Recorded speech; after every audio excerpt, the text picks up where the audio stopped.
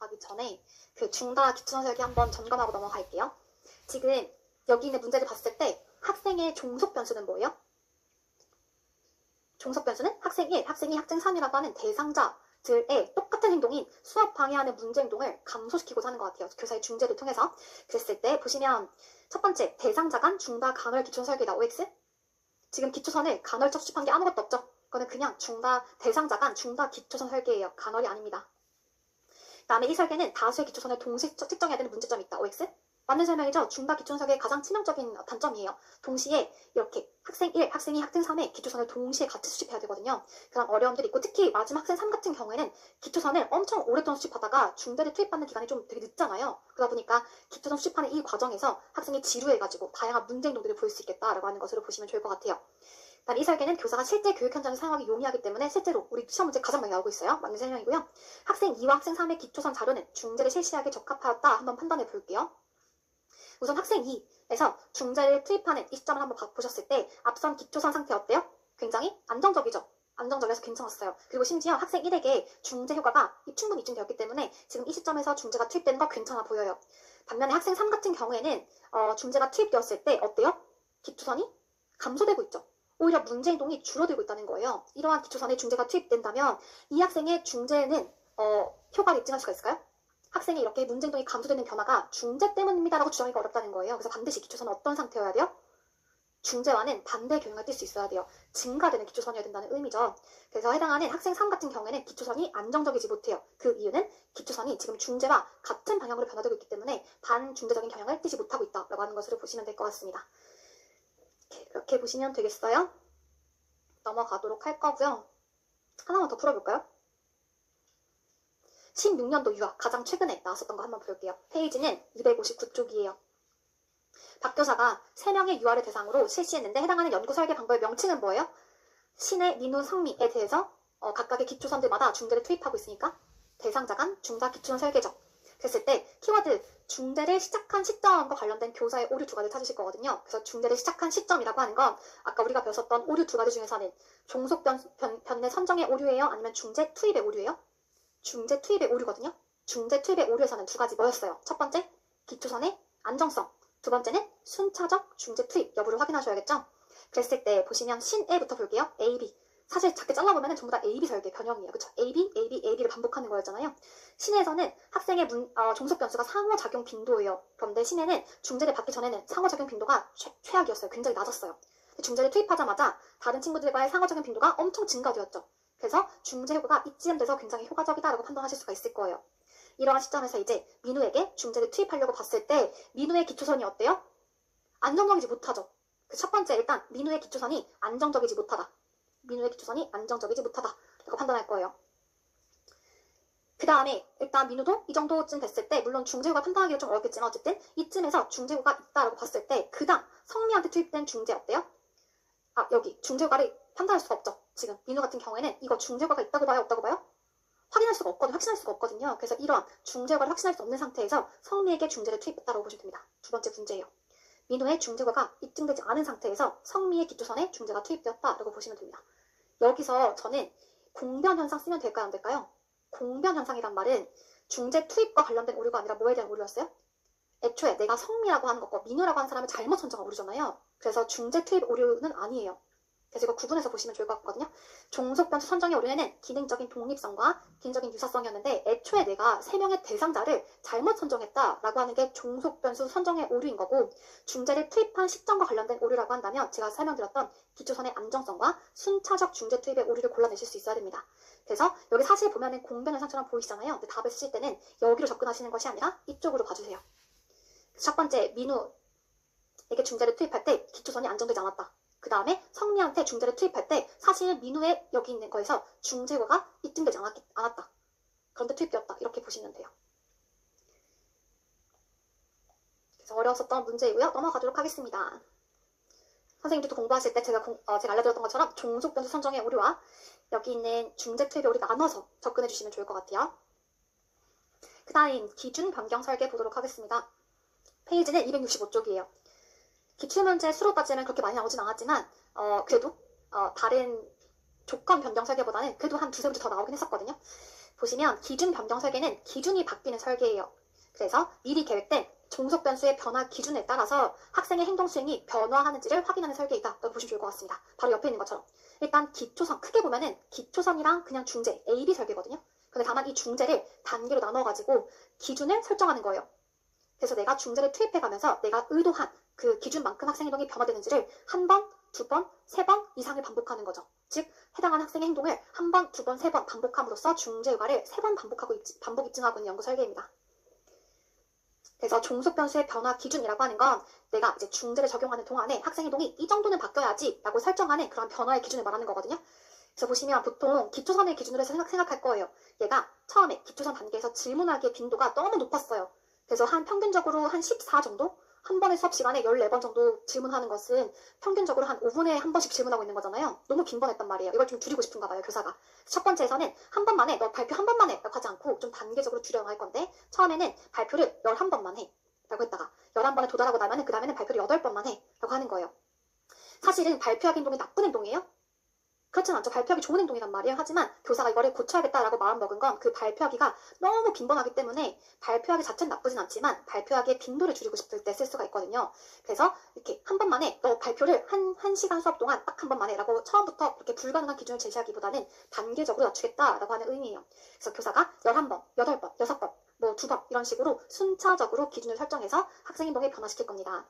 자, 교사가 미리 설정한 그런 기준이라고 생각하시면 되겠고 중재가 효과적이다 라고 판단하는 것은 어떤 거예요? 내가 설정한 기준에 학생이 변하면 중재 효과가 있다는 의미죠. 그래서 내가 설정한 기준에 학생 행동이 도달하는지를 보면서 중재 효과를 확인할 거예요. 그래서 보시면 이렇게 되어 있을 겁니다. 내가 첫 번째 기초선에서 평균적으로 얘가 14번을 발표하고 있으니까 너무 빈번하잖아요. 여기는 12 더하기 15 더하기 15 이거 3개 해가지고 평균 내보시면 한 13, 14 정도가 되겠죠. 평균적으로 얘는 한 번의 수업에 13번을 질문하고 있었어요. 그래서 내가 중재를 투입해가면서 첫 번째 기준으로는 11번만 발표하게끔 시키려고 해요. 그랬을 때 4회기 때는 12번, 5회기 때는 10번, 6회기 때는 10번, 7회기 때는 11번 이렇게 해서 평균적으로 얘가 11번보다 한 번, 두 번, 세 번 낮게 발표를 했죠.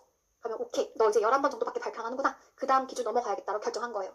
그 다음 기준은 이제 8번만 발표하게끔 시키고 싶은 거죠. 그래서 8회기 때는 7번, 9회기 때는 9번, 10회기 때는 8번, 11, 12회기 때는 7번, 7번 이렇게 해서 내가 설정했었던 8번보다 얘가 3번을 작게 발표한 거예요. 오케이, 너 이제 많이 줄어들었네? 그 다음 기준 넘어가는 거죠. 또 내가 이제 설정한 5번보다 내가 3번을 또 작게 발표하면은 그 다음 기준 넘어간다는 거예요. 이런 식으로 내가 설정한 기준에 학생 행동이 한 번, 두 번, 세 번 바뀌었죠. 중재 효과를 한 번, 두 번, 세 번 반복 입증하게 되면은 우리 뭘 할 수 있어요? 기능적 관계가 맞아요. 그래서 진짜 교사의 중재가 학생의 확인 질문하기라고 하는 빈도를 감소시켰구나 라고 하는 걸 입증할 수가 있어요. 그래서 기준에 내가 설정한 11번, 8번, 5번, 2번 이렇게 내가 설정한 기준에 변화되는 행동의 일관성을 보면서 진짜 학생 행동의 변화는 교사의 중재 때문이었어 라고 하는 걸 확신할 수가 있을 것이고 반대로 내가 설정한 기준만큼 변하는 게 아니라 얘가 너무 확 감소한다거나 또는 변하지 않는다면 이거는 중재효과가 없었다는 의미잖아요. 그래서 외생 변수 때문이구나 라고 하는 것으로 의심해 볼 수가 있겠어요. 중요한 거는 쌤들 사실 교사의 목적은 행동을 감소하는 거잖아요. 그런데 만약에 11번보다 교사는 11번을 예상했어요. 그런데 이렇게 떨어진다. 이거 중재효과를 입증할 수 있을까요? 아니에요. 딱 교사가 의도한 만큼만 변해야 돼요. 괜찮으시죠? 만약에 이렇게 떨어진다면 이제 교사의 중재가 아니라 뭔가 외생 변수 때문이다라고 의심이 되거든요. 그래서 기준 변경 설계가 어려운 이유는 딱 교사가 예상한 만큼만의 변화를 보여야 되기 때문에 학생이 그렇게 쉽게 교사의 말 잘 안 따라주죠. 그래서 기준 변경 설계에서는 중요한 거가 딱 교사가 의도한 만큼의 변화만을 보이는 예쁜 그래프가 잘 안 그려져요. 그렇게 보시면 되겠습니다. 그래서 기준 변경 설계에서는 내가 설정한 변화의 기준에 따라서 변화하는 것을 보여주어야 기능적 관계를 잘 입증해낼 수가 있어요. 넘어가도록 할게요. 실행하는 방법 한번 읽어보겠습니다. 우선은 교사가 선정하는 학생의 목표 행동, 종속 변수는 단계적으로 변화가 가능한 행동이어야 돼요. 단계적 변화가 가능한 행동이란 뭐 체중 감소하기, 뭐 담배 흡연의 어떤 비율 줄이기 이런 것들. 그래서 단계적인 변화가 가능한 행동이어야지 그렇지 않은 행동에는 여기 있는 기준 변경 설계를 사용할 수가 없어요. 반드시 점진적이고 단계적으로 변화할 수 있는 뭐 금연하기 또는 뭐 체중 줄이기 이런 것들이어야 되고요. 기초선 자료를 수집할 거예요. 그래서 기초선은 항상 안정성을 보여야 되니까 이렇게 수용할 만한 안정성을 보일 때까지 수집할 건데 중요한 건 3개 이상의 자료점이어야 되고 중재와는 반대의 경향이어야 된다. 반치료적 경향이라고 하는 말이 중재와는 반대라는 의미예요. 중재 목표와는 반대. 그 다음에 이제 교사가 미리 기준 변경 설계니까 아까 평균적으로 14번 발표하는 거에 기초선에 근거해가지고 기준을 설정하실 거잖아요. 약간 임의적이란 말이에요. 그래서 11번, 8번, 5번, 2번 이런 식으로 미리 교사가 수행 기준을 결정하셔야 됩니다. 어쨌든 교사도 준 전문가니까 이러한 기준 정도는 설정할 수 있을 거예요. 그다음에 교사가 이제 중재를 투입해 나가겠죠. 첫 번째 기준이 달성되게 되면은 다음 조건 넘어가고 또 그 다음 조건 넘어가고 막 했던 거 기억나시죠? 학생이 이제 교사가 선정한 11번보다 한 번, 두 번, 세 번 낮게 보인다는 거. 이게 어떤 의미예요, 선생님? 엄청 확 떨어지진 않지만 11번 즈음에서 3번 낮게 보이고 있죠. 그쵸? 그럼 안정적이다라고 판단하고 그 다음 넘어가요. 마찬가지. 이제 교사가 선정한 기준보다 한 번, 두 번, 세 번 낮게 위치하고 있으면 오케이, 너 안정적이네. 중재구가 안정적이었네. 또 넘어간다는 거예요. 이런 식으로 보시면 좋을 것 같아요. 그래서 최소한 적어도 2번 또는 3번 정도의 연속된 내가 설정한 기준보다 딱 그 정도 위치하고 있을 때 그 다음 단계 넘어갈 수 있는데 그 이유가 안정성 때문입니다. 안정된 경향. 그래서 중재어가 안정되어 있어야 그 다음 단계 넘어갈 수 있는데 그 이유가 바로 지금 여기에 있는 중재의 안정성은 그 다음에 무슨 역할을 할까요? 기초선이 되기 때문이에요. 항상 그 다음 단계에 대한 기초선이 되겠죠. 또 이거는 그 다음 단계에 대한 기초선이 되기 때문에 안정적인 것을 확인하셔야 된다고 생각하시면 좋을 것 같아요. 그 다음 최종 목표 도달할 때까지 순차적으로 실험 조건을 투입해 나갈 것이고요. 이때 교사가 임의적으로 설정했었던 11번, 8번, 5번이라고 하는 기준은 고정되어 있는 걸까요? 아니면 교사가 중간에 바꿀 수 있을까요? 바꿀 수 있어야겠죠? 그쵸? 봤을 때 얘가 11번에서 8번에서 너무 잘하는 거예요. 빨리 도달했다고 한다면 교사가 그 다음에는 확 낮춰보는 거예요. 2번 이런 식으로 바꿔볼 수 있습니다. 그래서 만약 몇 차례 시도했음에도 불구하고 준거를 충족하지 못하거나 또는 너무 빨리 충족한다라고 한다면 교사는 그 하위의 준거를 바꿔서 기준을 재설정할 수 있어요. 융통성이 있습니다. 넘어가도록 하고 여기는 기준 변경 설계도 역시나 그 연구 설계의 목적은 기능적 관계 입증이거든요. 근데 어떻게 중재 효과를 복제하고 있죠? 사실 크게 보면은 A, B 설계거든요. 그냥 사실은 A, B 설계이지만 이 B를 어떻게 쪼갰어요? 하위 구간으로 쪼갠 다음에 중재 효과를 한 번, 두 번, 세 번 이상을 보고 있죠. 그래서 이렇게 중재 효과의 세 번의 복제를 통해서 기능적 관계를 본다고 생각하시면 되겠어요. 그래서 여기서는 4번이라고 주장하고 있지만 뭐 3번도 괜찮아요. 적어도 3번 이상의 기준 변동에 따른 학생의 중재 효과를 보고 기능적 관계 입증이 가능하다. 아 진짜 학생의 행동의 변화는 뭐 때문이다? 교사의 중재 때문이구나 라고 하는 걸 확인할 수가 있다는 거죠. 딱 내가 중재를 투입해가면서 변하고 있잖아요. 나의 의도만큼. 학생의 행동 변화는 교사의 중재 때문이었던 거예요. 괜찮으시죠? 넘어갈게요. 이렇게 한다는 겁니다. 한번 보시면 일단 내가 가르치고자 하는 행동의 목표는 도형의 속성에 대해서 말 또는 행동으로 표현할 수 있다라고 하는 목표를 가르치고 싶어요. 근데 처음부터 얘는 동그라미요, 얘는 네모요, 세모요 말하기 어려우니 교사가 도형 속성을 인식하는 것을 80%가 최종 목표라고 한다면 처음에 80%다 말하는 게 아니라 10%, 20%, 30% 이런 식으로 점진적으로 다가갈 거예요. 1단계에서는 10% 인식하기, 2단계에서는 20% 인식하기 이렇게 할 거란 말이죠. 그랬을 때 학생이 처음에는 도형 속성 인식률이라고 하는 학생의 종속 변수의 기초선이 빵이었어요. 아예 말을 못했단 말이에요. 배운 바가 없었어요. 그런데 이제 교사가 처음에 중재를 투입해가지고 1단계 기준이 10%였잖아요. 그랬을 때 4회기 때 얘가 빵이었는데 5회기 때부터 이렇게 보이는 거예요. 3번을. 그럼 어떻게 할 수 있죠? 오케이, 너 1단계 달성했구나. 그럼 어떻게 해요? 2단계 넘어가겠죠. 그리고 이제 8회기부터는 이제 20%를 볼 거예요. 이만큼 달성하는지를 볼 겁니다. 그랬을 때 이제 또 학생이 어떻게 보이고 있냐면 1단계 하다가 2단계 이렇게 또 보이는 거예요. 그러면 또 어떻게 할까요? 3단계 넘어가겠죠. 이런 식으로 해서 점진적인 변화를 볼 수 있다는 거예요. 딱 내가 의도한 만큼의 10%, 20%, 30% 학생 행동 변화를 한 번, 두 번, 세 번 이상을 보이게 되면은 아 진짜 교사의 중재 때문에 학생의 도형 속성 인식률이 증가되고 있구나 라고 하는 걸 알 수가 있겠죠. 괜찮으세요? 특히 이때는 연구 설계자가 어떻게 결정을 했냐면 적어도 연속된 2회기를 내가 설정한 기준에 도달하고 있으면 넘어가겠다라고 설정한 거예요. 그래서 전 3개를 배웠지만 2개만 달성해도 그 다음 단계 넘어갈 수 있습니다. 근데 왜 꼭 연속된 2개를 보여야 될까요, 선생님? 해당하는 1단계 기준이 안정되어야 그 다음 단계 뭐가 돼요? 기초성이 되기 때문이에요. 안정되어야 되거든요. 괜찮으세요? 그래서 보통 해당하는 각각의 구간에서의 기준이라고 하는 건 연속된 2회기를 충족해야 중재 효과를 입증한다라고 하는 것으로 막 기준이 있을 거예요. 보시면 되겠습니다. 이렇게 넘어가도록 할 거예요. 네, 보시면 해당하는 가에 적용된 연구 설계가 뭐냐라고 했을 때 기초선이 있었어요. 학생의 기초선 수준을 보시면 바람직한 행동이 거의 빵이었어요. 하나도 없었단 말이에요. 근데 중재를 할 건데 중재를 투입할 때 한 번만에 급격한 어떤 다이나믹한 변화를 보고자 하는 것이 아니라 첫 번째 구간에서는 한 2개 정도를 해봐. 그래서 2개보다 한 번, 2번 이상이 되었을 때 그 다음 단계 이제 4개 정도를 보여봐 라고 했을 때 한 번, 2번 초과하니까 그 다음 단계 넘어가고 있죠. 바로 뭘까요? 그것을 한 번, 2번, 3번 이상을 보이고 있는 거.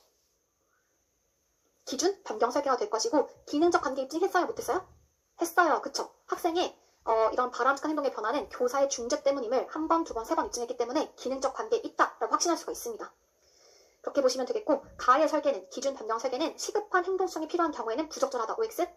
맞죠? 점진적인 변화를 야기하고 사는 거기 때문에 시급하게 중재되어야 되는 건 사용할 수가 없어요. 선생님이 다이어트 할 때 처음부터 바로 10kg 뺄 수 있어요? 없어요? 그쵸? 그러지 못하는 좀 점진적으로 변화가는 행동에 대해서만 사용할 수가 있어요. 그다음에 중간 단계에서는 증거가 너무 늦게 도달할지라도 중간 단계의 기준을 바꾸면 된다 안 된다? 바꿀 수 있죠. 얘가 만약에 7단계에 도달해야 되는데 7단계를 계속 가지 못하고 이렇게 보인다라고 한다면 이걸 낮춰줄 수가 있다는 말이에요. 다음에 가는 최소한 연속적으로 3개 이상의 구간에서 목표가 달성되면 기능적 인과관계를 확인할 수 있다. OX? 맞는 설명이에요. 강론책들마다 여기 제가 실어드린 강론책에서는 4개라고 설명하고 있지만 보통은 3번의 중재어가 반복 입증되면 기능적 관계 있다고 봐요. 그래서 3번도 맞는 설명입니다. 이거 맞는 설명이에요. 넘어갈게요. 융통성 있게 봐주세요. 그 다음에 해당하는 기준 변경 설계를 적용할 때 선생님들이 많이도 오해하시는 거가 이거 너무 좋은 설계 아니에요? 라고 말씀하실 수 있죠. 학생의 바람직한 행동의 빈도가 엄청 증가되고 있잖아요. 교사가 의도했었던 지금 살짝 보이시겠지만 여기 기준보다 훨씬 더 급격한 증가를 보이고 있죠. 그런데 이러한 설계, 이런 그래프가 그려지면은 우리는 기능적, 여기 있는 기준 변경 설계에서는 기능적 관계를 입증하기가 어려워요. 그 이유가 뭘까요? 교사는 중재를 통해서 학생 행동을 조작해야 되는데 내가 설정한 기준보다 훨씬 더 많이 초과되고 있잖아요. 그러면 교사의 중재 때문이 아니라 뭔가 다른 외생 변이 때문에 바뀐 거예요. 그래서 중요한 거, 여기는 기준 변경 설계에서는 계속 사선 모양으로 쭉 증가되는 그런 그래프가 그려진다면 이거는 교사의 중재 때문이 아니라 다른 외생 변수 때문인지를 한번 의심해 보셔야 됩니다. 그래서 중요한 거는 기준 변경 설계에서는 딱 내가 의도한 만큼의 변화를 보이는 게 중요해요. 내가 의도한 만큼의 변화. 내가 기준을 5로 설정했으면 그 5 즈음 해가지고 다 모여 있어야 돼요. 마찬가지로 해당한 학생 행동 변화가 너무 빠른 속도로 내가 설정한 기준을 초과하는 경우에도 교사의 중재 때문이 아니라 뭔가 오늘 기분이 좋았나? 또는 뭐 교사의 중재 때문이 아니라 뭔가 다른 곳에서 배워왔나? 의심이 된다는 거예요. 그래서 설정된 기준보다 약간 넘어서는 건 괜찮지만 너무 급격하게 넘어서는 것도 교사의 중재 때문이 아닐 가능성이 높죠. 그래서 중요한 거 진짜 무조건 기준 변경 설계가 어려운 거가 내가 예측한 기준만큼의 변화를 보여주는 게 중요하기 때문에 사실 예쁘게 그림이 잘 안 그려져요. 그래프가. 그다음에 세 번째, 설정된 내가 예상했었던 기준과 일치하지 않으면 또 마찬가지로 교사의 독립 변수 때문에 아닐 수가 있겠죠. 그래서 기준 변화에 따라서 단계적으로 계단식으로 변화하는 것이 아니라 들쭉날쭉한다. 이렇게 한다면 교사의 중재 때문이 아닐 가능성이 높겠습니다. 마찬가지로 변화 기준의 크기에 따라서 입증하기 어려운 경우도 있다 정도 한번 읽어보시면 될 것 같아요. 그래서 제일 좋은 건 딱 내가 의도한 만큼의 변화를 보여주는 게 좋다라고 생각하시면 좋을 것 같아요. 그 다음에 여기 있는 부분들을 좀 더 자세히 보실 건데 그렇다면 우리가 조금 더 강력하게 여기 있는 기준 변경 설계를 통제하는 걸 보여주고 싶을 수 있잖아요. 그러한 방법이 4가지가 있겠습니다. 실험 통제 강화 요인이라고 부를 거예요. 앞서 나열된 기준 변경 설계의 여러 가지 문제점, 즉 내가 의도한 만큼의 변화를 보여줘야 되는데 그 의도를 철저하게 통제하는 방법이 4가지가 있거든요. 그래서 교사가 내가 확실하게 학생의 표적 종속 변수를 나의 중재를 통해서 완전 다 꽉 잡고 있어 라고 하는 걸 보여주려고 하는데 첫 번째는 하위 중재 상황의 수를 늘려보는 거예요. 예를 들어서 여기서 원래는 3번만 보여줘도 어때요? 여기까지만 해도 B3번까지만 해도 충분히 긴축관계 입증했죠. 근데 교사가 일부러 B4, B5, B6, B7 더 해보는 거예요. 이런 하위 상황의 수를 더 늘려봄으로써 강력하게 진짜 내 중재 때문에 변화되고 있잖아 라고 하는 걸 보여줄 수가 있겠습니다. 그래서 하위 중재 상황수를 더 늘려보는 거죠. 최소한 4번 이상, 5번 이상. 그래서 B3까지만 하는 게 아니라 B4, B5, B6 더 늘려가지고 철저하게 내 중재 때문에 바뀌고 있어 라고 하는 걸 보여주면 실험 통제가 더 강화될 것이고 두 번째는 하위 중재 구간 내에서의 상황의 길이를 바꿔본다는 거예요. 그래서 아까 보통은 연속된 2회기만 기준치를 도달하면 그 다음 단계 넘어갔잖아요. 근데 교사가 일부러 실제로 얘가 그 단계에 더 머물러 있는지를 보기 위해서 어떻게 보는 거냐면 아까 여기서는 보통 한 2번 정도 달성되면 넘어갔죠. 그런데 일부러 B5 구간에서 해당하는 기준을 적어도 한 3번, 4번 계속 수집해 보는 거예요. 근데 그럼에도 불구하고 학생이 변화되는 것이 아니라 이 내가 설정한 기준에 머물러 있다. 이거 어떤 의미예요? 진짜 중재 때문에 바뀌었다는 의미잖아요. 중재 통제를 받고 있다는 의미죠. 이게 바로 하위 구간 내에서 상황의 길이를 늘리든 줄이든 딱 그 기준만큼 머물러 있는 걸 교사가 강력하게 보여주는 거예요. 내 중재 때문에 여기 머물러 있잖아 라고 하는 걸 보여줄 수가 있겠죠. 그래서 하위 중재의 상황의 길이를 짧게 하든 길게 하든 교사가 엄격하게 이제 내 중재만으로 얘의 어떤 종속 변수의 변화를 통제하고 있어 라고 하는 걸 보여줄 수가 있고요. 그 다음에 종속 변수의 기준 변화의 크기를 다양하게 해보는 겁니다. 그래서 여기에서 이제 처음에 점진적으로 2, 4, 6 이렇게 하다가 갑자기 교사가 15로 올려보는 거예요. 근데 그럼에도 불구하고 학생이 잘 따라오더라 라고 한다면 어때요? 진짜 교사의 중재가 이 학생의 행동을 꽉 잡고 있는 거잖아요. 완전 통제하고 있는 거죠. 그래서 기준 변화의 크기를 갑자기 크게 했다가 조금만 증가했다가 이렇게 하더라도 진짜 내가 의도한 변화만큼 잘 따라온다면 얘의 변화는 교사의 중재 때문이었던 거죠.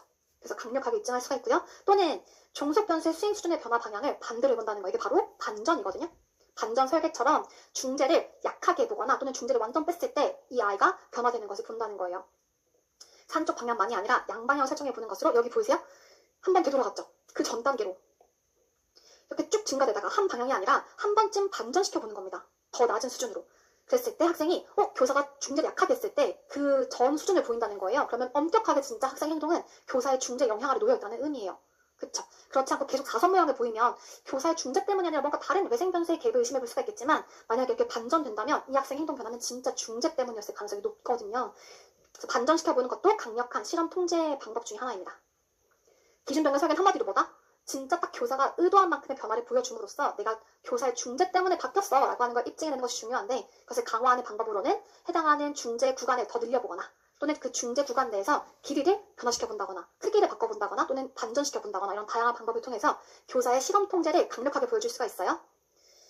넘어가도록 하겠습니다. 초등에서 한번 나온 적이 있었습니다. 사실은 여기까지만 하더라도 처음에 자리에 앉기까지 걸리는 시간인데 이 자리에 앉기까지 걸리는 시간은 어떤 관찰 기록 방법으로 수집하면 좋을까요, 쌤들? 우리가 배웠던 관찰 기록 방법 중에서 지연 시간이죠. 교사가 자리에 앉아 라고 한 다음에 얘가 앉기까지 걸리는 시간이 길으니까 지연 시간 관찰 기록법을 통해서 자료점을 수집했을 거예요.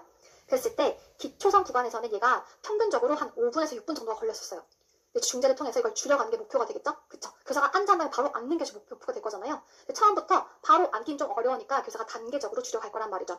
처음에는 이제 4분 30초. 교사가 앉아 라고 한 다음에 얘가 4분 30초마다 앉으면은 기록할 거예요. 그랬을 때 2번 정도를 자리에 앉았으면 그 다음 단계로 4분 만에 앉도록 훈련시켰어요. 그리고 나서 또 2번 한 거예요. 또 그다음 또 줄여가지고 3분 30초.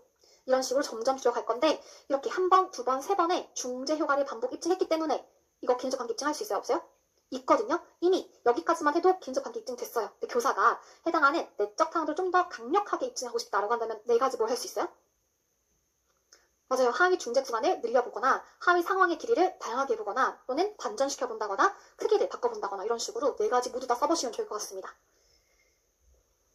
넘어가도록 할게요. 이러한 기준 변경 설계의 장점이라고 한다면 단계적이고 점진적인 행동 변화가 가능하다는 점이에요. 그래서 뭐 흡연, 과식, 또래 관계 향상, 읽기나 쓰기의 수익률 이런 것들에 대해서 점진적인 변화를 야기하는 행동 변화를 이끌어낼 수가 있겠고 그리고 처음부터 너 이때까지는 자리에 앉을 때까지 5분 걸렸지만 30초 만에 앉아 이런 불가능한 기준을 요구하지 않고 점진적으로 변화시키니까 학생 입장에서도 좌절하지 않을 수 있겠어요. 그 다음에 또 마찬가지 반전 설계와 비교하면 거의 대부분의 모든 연구 설계 장점일 텐데 굳이 처리하지 않아도 됩니다. 효과적인 중재를 빼지 않고 중재를 투입해 가면서도 긴적 관계를 입증할 수 있죠. 다만 내적 강화도 강화를 위해서 한번 반전시켜보는 건 별도예요. 이미 충분히 긴적 관계가 입증된 후에 반전시켜보는 거잖아요. 그쵸? 긴적 관계 입증을 위해서 반전시키는 것이 아니라 이미 긴적 관계를 확인한 다음에 좀 더 강력한 통제를 보여주기 위해서 반전시켜보는 건 별개예요. 이건 해도 되고 안 해도 되는 거니까. 굳이 반전시키지 않아도 긴적 관계 충분히 입증 가능하고요. 단점이라고 한다면 이런 점진적이고 단계적인 변화가 불가능한 행동에 대해서 사용하기가 어렵습니다. 그리고 선생님이 애초에 기초선의 기준으로 두고 설정하는 그 기준의 정도 있죠. 8, 4, 2 이렇게 설정하는 기준의 정도가 그 주관적이에요. 임의적이다. 그래서 연구자의 예측대로 움직이지 않는 경우들이 많기 때문에 중간중간에 융통성을 발휘해가지고 바꿔야 되는 경우들이 좀 많을 수 있겠어요. 그다음에 설계 계획과 실행을 위해서 많은 시간과 노력이 걸릴 수 있겠다라고 하는 거 봐주시면 되겠습니다. 이렇게 한번 옆에 있는 기출문도 되게 괜찮거든요. 중등에서 나왔었는데 한번 보실게요. 중재를 실시하면서 착석 행동의 시간이 얼마나 증가하는지를 한번 측정해 보겠다. 근데 처음부터 목표 수준을 어떻게 잡으면 좋을지 모르겠다라고 했을 때 표적 행동이 지나치게 낮은 비율이나 짧은 지속 시간을 보일 경우에는 바로 처음부터 얘한테 너 1시간 내내 앉아있어. 가능해요? 불가능해요? 불가능하죠? 그럴 때는 최종 목표를 선정하고 이를 도달하기 위한 중간 목표들을 세우고 단계적으로 강화하면서 중재 효과를 극대화하는 방법을 한번 써보자. 그래서 기억을 할 건데 성취 수행의 수준별 단계의 변화에 따라서 일관성 있게 학생 행동이 바뀐다면은 진짜 선생님의 중재 때문에 얘가 자리에 앉아있는 게 증가된 걸 거예요 라고 설명하고 있는 거예요. 착석 행동을 보이긴 하지만 자세 정확도가 떨어지고 지속시간이 짧은 학생에게 유리하겠군요. 처음부터 90에서 100%의 착석을 목표로 하지 않고 처음에는 10%, 20%, 30% 점진적으로 착석 행동을 증가시켜 나가겠다. 그런다면은 처음부터 불가능한 목표 때문에 좌절할 수 있는 가능성을 배제할 수가 있겠죠. 아까 보셨던 이거 장점이에요. 여기 처음부터 불가능한 너 수업시간 내내 앉아있어 라고 하는 거 못할 거잖아요. 그런 좌절을 방지해가지고 점진적으로 행동 변화를 야기할 수 있는 어떤 연구 설계? 기준 변경 설계가 되는 거고요. 이러한 기준 변경 설계의 장점은 반전 설계와 비교하자면 중재 처리를 할 필요가 없다는 점이었죠. 윤리적 측면이었으니까 반전시킬 필요가 없다라고 하는 거, 중재를 처리할 필요가 없다라고 하는 거 쓰시면 되는 그런 문제였습니다. 저희 잠깐 돌아와서 학교 노트 보실게요. 기준 변경 설계입니다. 기준 변경 설계 또는 준거 변경 설계인데요.